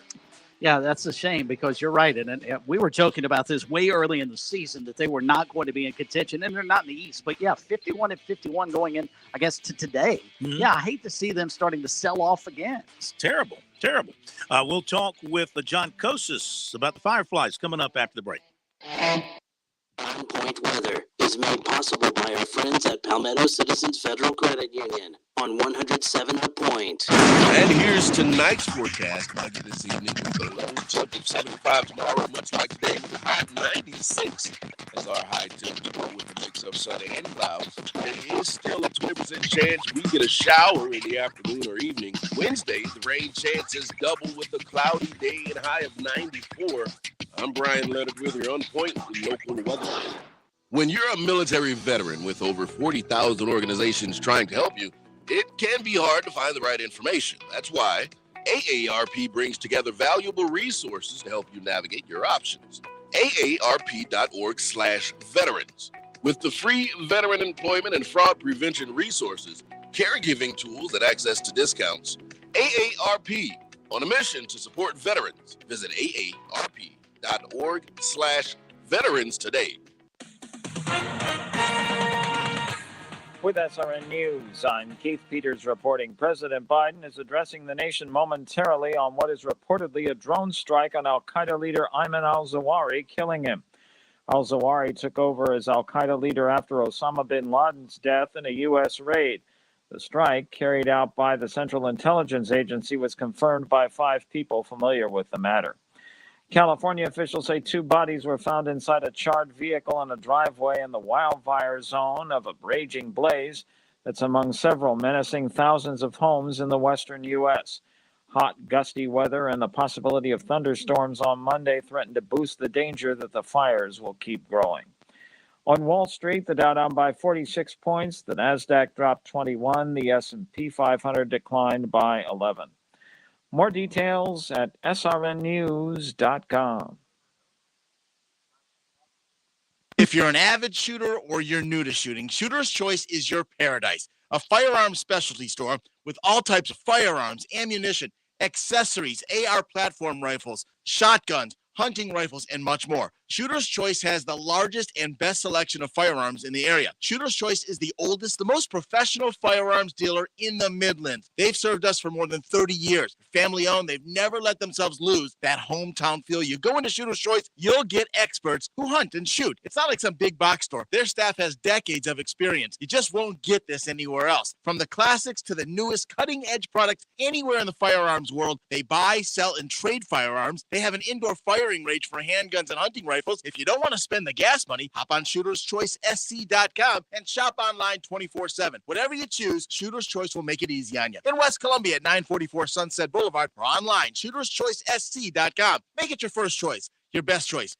Make it Shooter's Choice. Hi, this is Marsha Klayman. And I'm Karen Pickard. We're your hosts for the Positive Point on Aging. We'll talk about aging gracefully and senior care every Tuesday morning from 8:30 to 9 o'clock a.m. Join us right here on The Point for the Positive Point on Aging. Brought to you by Oakley Village of Lexington. Gas prices, grocery prices, inflation has hit us all, and it's caused the Fed to raise interest rates. As a result, after historically low mortgage rates for what seemed like forever, interest rates for a mortgage have jumped in recent months. Fran Halloran here. Let me make something clear to you. Mortgage rates are rising. They may continue to rise as the Fed tries to get a grip on inflation. What hasn't changed is the incredible customer service you'll get from Greg McCoy and Simplified Mortgage Solutions. Greg can't control interest rates. He can, however, control fees. With rates on the rise, now more than ever, you need to know you're getting the very best deal. Greg will make sure of that. He's more than just a mortgage guy. Greg McCoy is your trusted advisor. You might be surprised to learn how much Simplified Mortgage and Greg McCoy can do to help you with your biggest financial investment. Not sure? Have questions? Give Greg a call at Simplified Mortgage, 803-722-6044, or find him online at simplifiedmortgagesc.com. Greg McCoy, NMLS 119871. Hello, this is Stacy Huff, host of Huff Nation Sports Zone, each and every Saturday, 10 to 11 a.m. right here on 100.7 FM, The Point, and also 1470 a.m. It'll be a fun trip around the world of sports. Huff Nation Sports Zone, check it out. Where do you take your pooch when it's time to head out of town? Well, it wasn't long ago we were afraid to leave Adrian anywhere. Then we found a Paws Paradise. Now when we need a vacation, we give Adrian one too at a Paws Paradise. All we say is, Adrian, want to go to camp? She goes bonkers with excitement. It's a great environment for your pooch. They do doggy daycare every day, or they can keep your pooch when you go away for that long weekend or a full vacation. Learn more at apawsparadise.com or call them at 551-0323.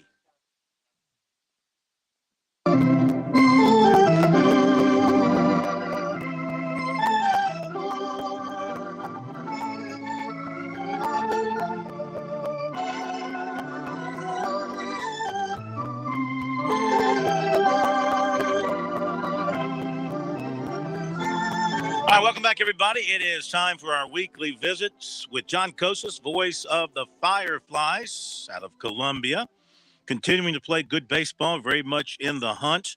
Second half of the season in the Carolina League South at 17-12, only a half game out of first place. So that's quite the turnaround from the first half. But before we talk about what's happening on the field, John, great to have you with us on a busy day, I guess, in your office and every office like yours, and minor league baseball, major league baseball, with the trade deadline coming up tomorrow, and the Royals are being very busy.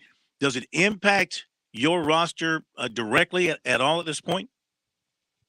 Yeah, it does. Sometimes it takes a couple of days to actually get down to the Columbia Fireflies roster, but all of these moves will eventually impact the Fireflies. In fact, the move that was made last week where the Columbia Fireflies trade away Benintendi to the Yankees and received 3 minor league starting pitchers.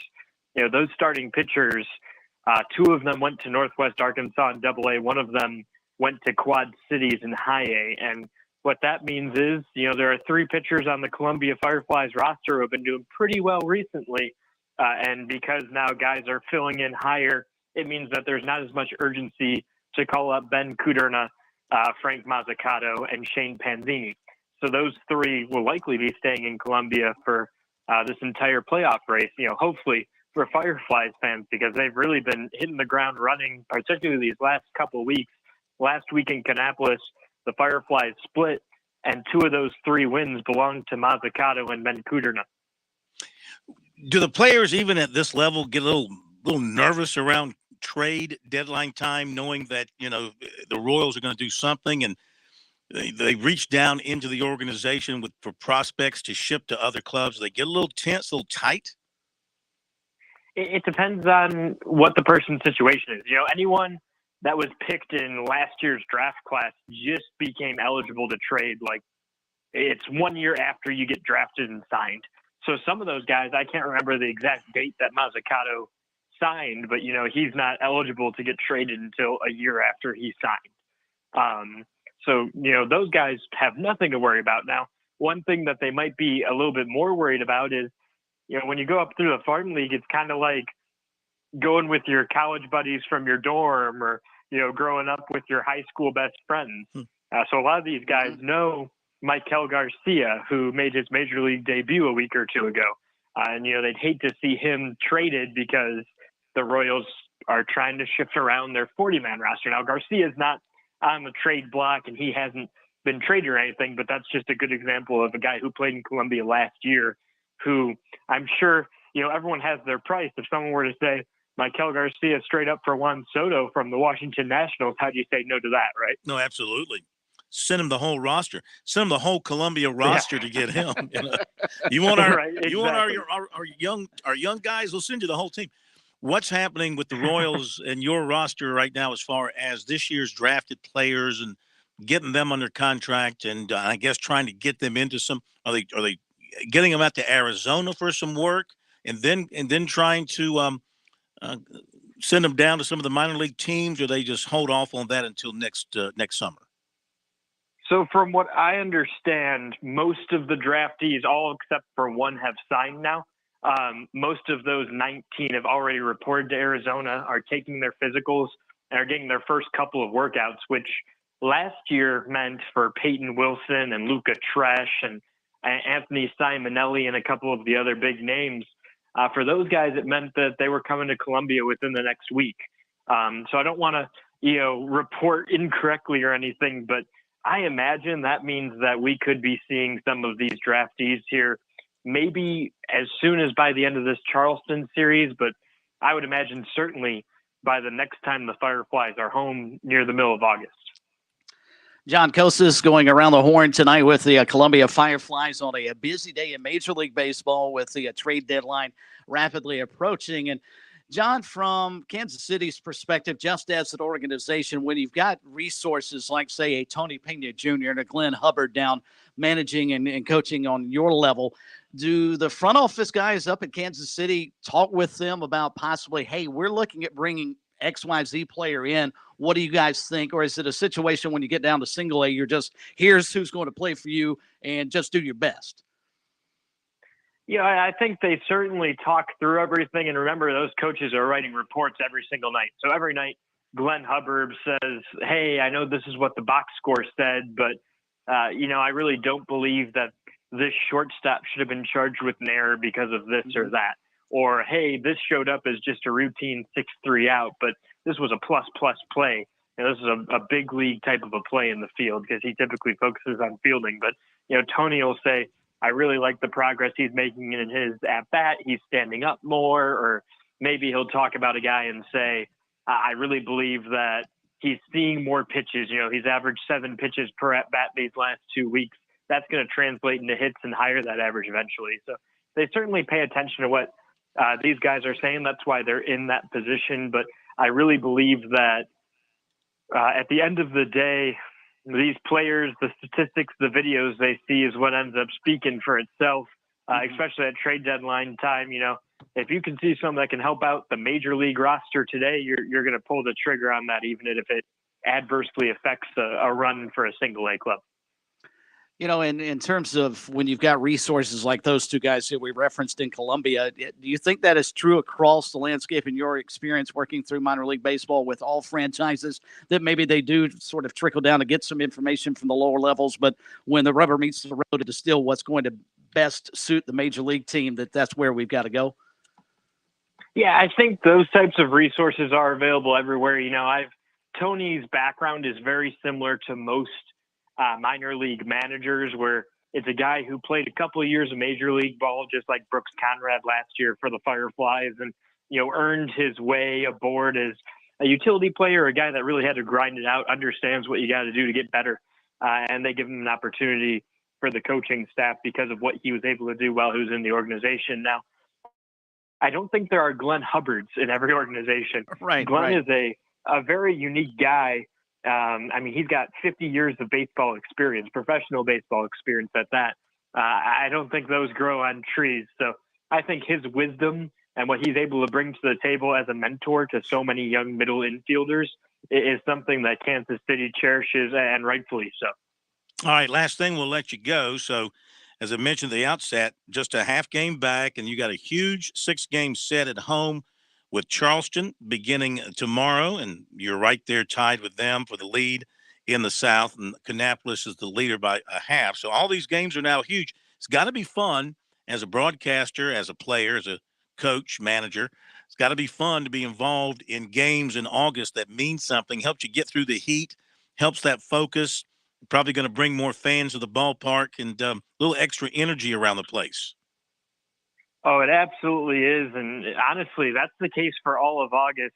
Of our next 18 games, all of them are against the top 4 teams in the South Division, and the top 4 teams right now are separated by 2.5 games. So all these games in the month of August mean something, which helps prevent that dog days of summer feel.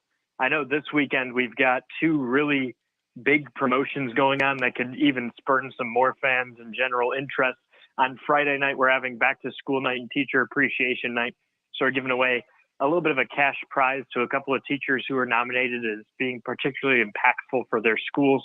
We're calling that the Neon Apple Award. And then we're giving away 1,000 lunch boxes. They're Fireflies jersey cooler lunch boxes to the first 1,000 fans through the gates. So that's good. I know that's one of those things you don't really think about until it's, a day or two before school and you're packing your kids' lunch and you go, oh, shoot, what do I put this in, right? So if you head out to the game on Friday, you don't have to worry about that come August 15th. And then on Saturday, if you have younger kids especially, it'll be particularly exciting. We're having Nickelodeon's Paw Patrol night. We'll have Paw Patrol jerseys. Chase and Marshall, the two main characters of the show, are going to be making appearance. And we're just going to have a ton of very fun Nickelodeon-themed games and stuff that we'll be playing along the concourse and fireworks afterwards. So that'll be a really, really fun night to come out, particularly if you have young ones as the last hurrah of summer. Will there be slime involved if it's Nickelodeon?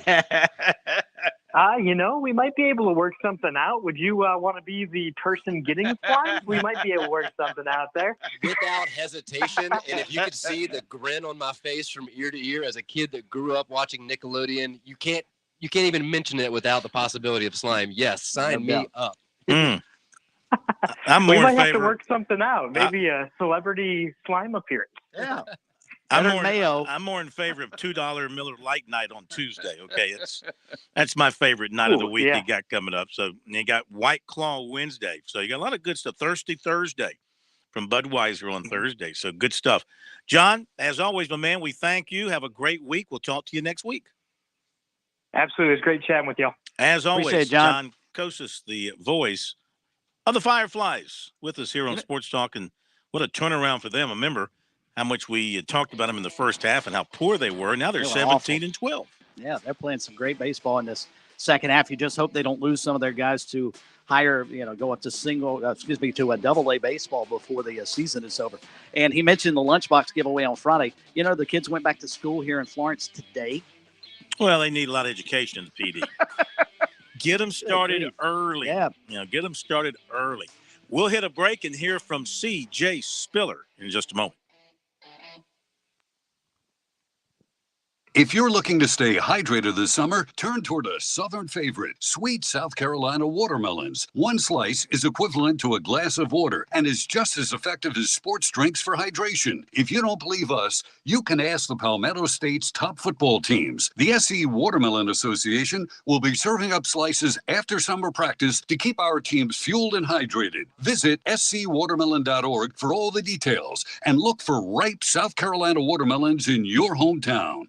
Hey folks, it's Mike Morgan for Gibson Insurance. Former Gamecock player Bo Mobley and former coach Stuart Lake want you on their team for all your insurance needs. Now, cost-effective solutions is what they're all about for the now and for the long term. They're licensed with every insurance company in the state. They've got offices in Columbia, Greenville, and Sumter. But if you're listening right now, let me direct you to call Bo and Stu today at 803-605-0029. That's 803-605-0029. Let my good friends take great care of you. If an insurance company is there to sell you insurance, shouldn't it also be there to service it with real people? At Farm Bureau Insurance, we're here to help with experienced agents ready to provide personal service when you need it most. Call today for your free no-obligation review for auto, home, and life insurance that's custom tailored just for you.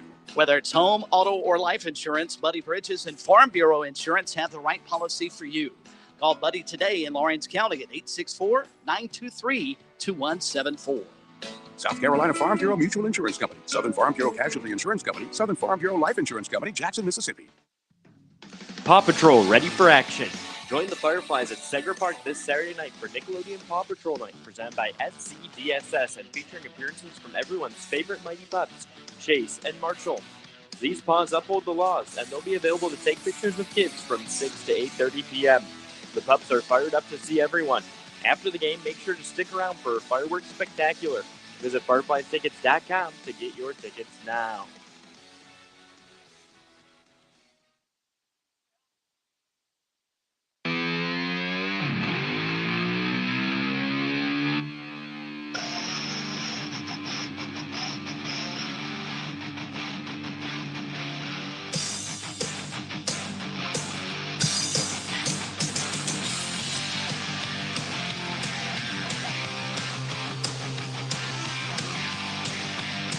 Aaron Judge just hit another home run. All rise. Yankees up 5-1 on Seattle. Question if you're the Yankees and he's on pace for 70 homers. No, you don't Do trade him. Rest him? No. I know that. We're not trading him.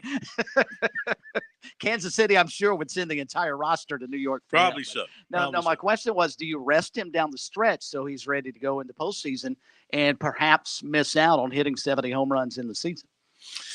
No, I think they will play him. I think you play him, and there's no guarantee. Look, he is working his way up towards what, $350 million contract next year? Oh, yeah, easy. Between 350 and 4.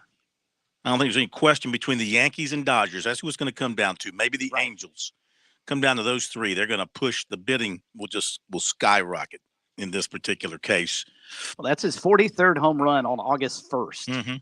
He is 30, though. Do you think it'll be a shorter contract, higher amount? Do you think somebody would give him more than probably 6 or 7 years? Probably 7 years at 350, 375.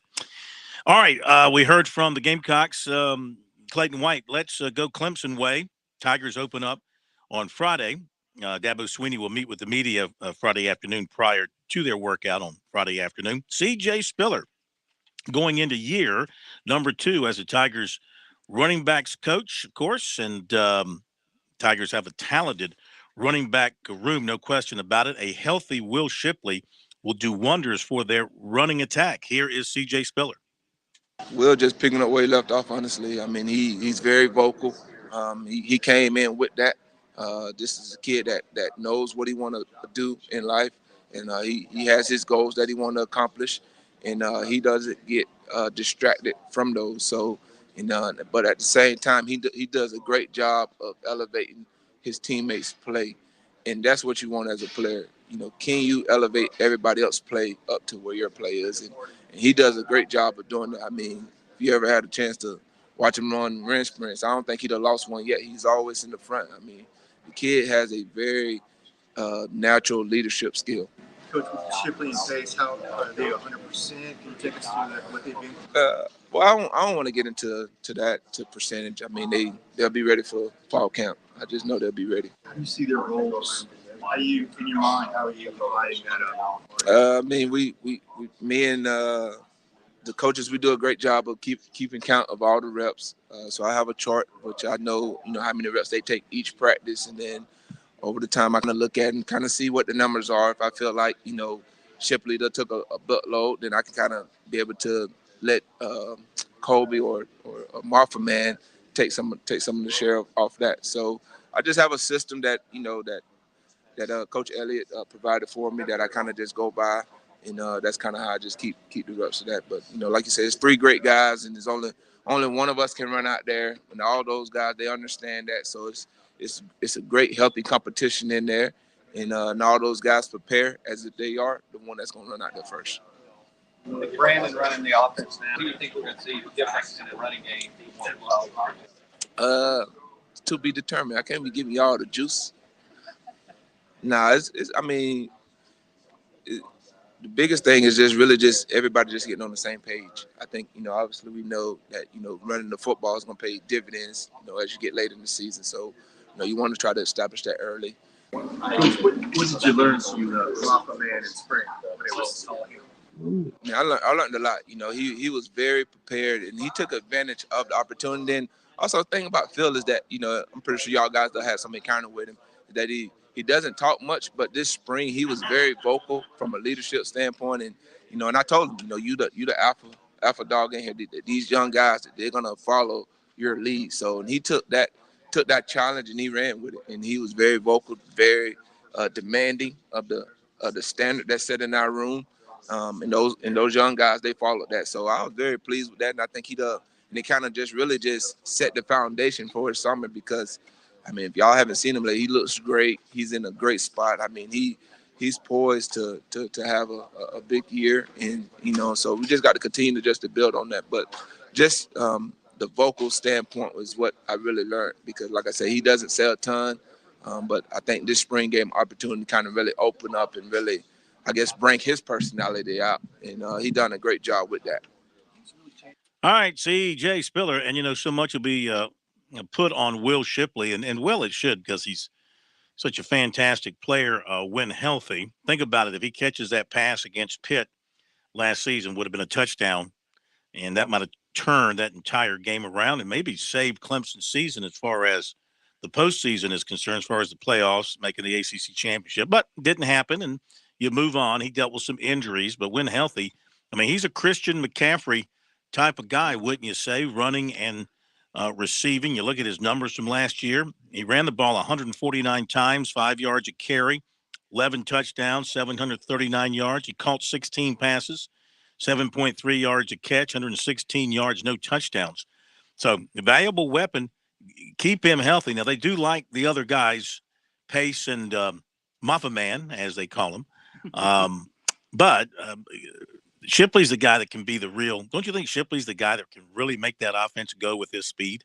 There's no question. And he's a Swiss Army knife, as you pointed out, his ability to run the ball and out of the backfield, catch the ball, and could play slot if necessary, I think, as well. But you've got to be careful with him because you saw what happened last year. He got dinged up a little bit. I think that hurt them offensively. And you made the comparison to Christian McCaffrey, and I think it's a valid one, Phil.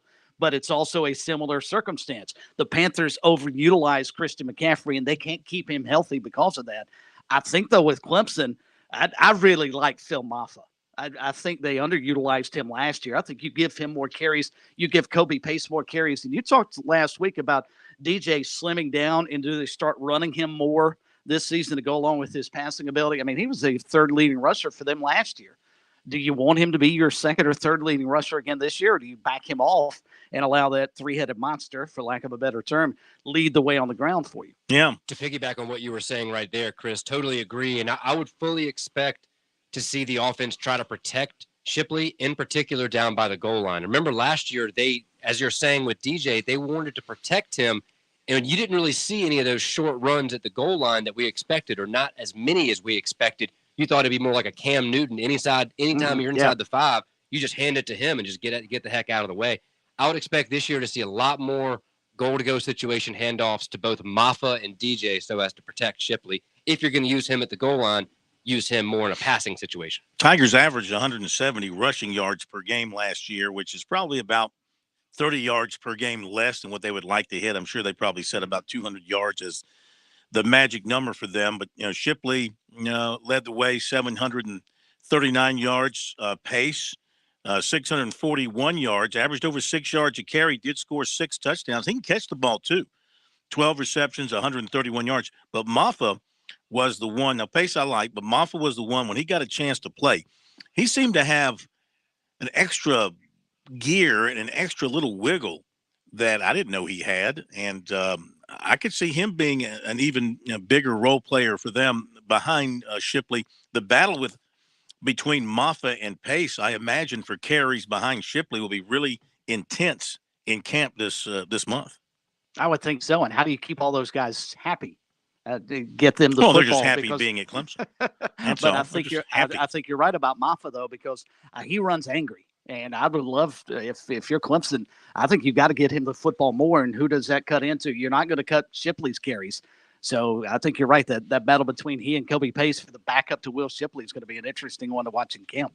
I think the key, well, besides Uyangalele and his necessary improvement, their receiving core, it's been a long time since we've gone into a season where Clemson's receiving group was such a big question mark because, of course, you lose Justin Ross, and then your next leading receiver returning is Bo Collins. Okay, he's kind of proven himself. 31 catches last year, 400 yards, about 13 yards per catch. But, Joseph Nagata, he returns, but he played in 8 games last year. He's been injury prone. He only had 23 catches. Dakari Collins started to come on. In 4 games, he caught 16. E.J. Williams has been dealing with some injuries. He only caught 9 balls. And then you bring, Antonio Williams. Is he going to make an instant impact? Will Taylor, is he going to make an instant impact? Is Spector going to be the guy coming back from his season away to step in and make a big impact? I mean, it's about the biggest question mark for their receiving core that I can remember in a long time. It's interesting, and they've got so much talent there, Phil, and especially in Ghana. When he's healthy, he's a beast. I mean, he's a really, really good wide receiver. And you would think going into his senior campaign, he's got to step forward for them. He's got to be one of their leaders in that offensive room. But you bring up a great point about some of those other guys behind them. How much does Will Taylor impact this offense? What will they do with Antonio Williams? I mean, he's another guy that might fit that mold of Will Shipley too. It's going to be fun to there's watch. Another slot guys. There's a couple slot guys right there. It all starts for them on Friday. Looking forward to it. We'll hear from Shane Beamer on Thursday. It's media day. Oh, by the way, I guess it's a thing of the past now. No fan day at South Carolina or Clemson. Now, in the past, they did away with it because of COVID, but now they're just not doing them anymore. You can draw your own conclusions as to why, but that major fan day every August apparently has gone by the boards like so many other great things. Have a great night. See you tomorrow.